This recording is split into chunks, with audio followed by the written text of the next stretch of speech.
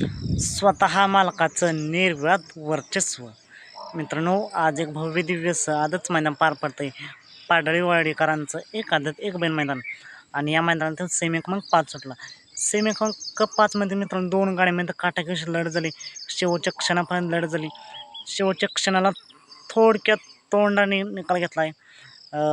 थोड्यासाठी निकाल घेतला या गाडीने. कोण झालं फायनलसाठी पात्र? निकाल सेमी क्रमांक 5चा निकाल आहे.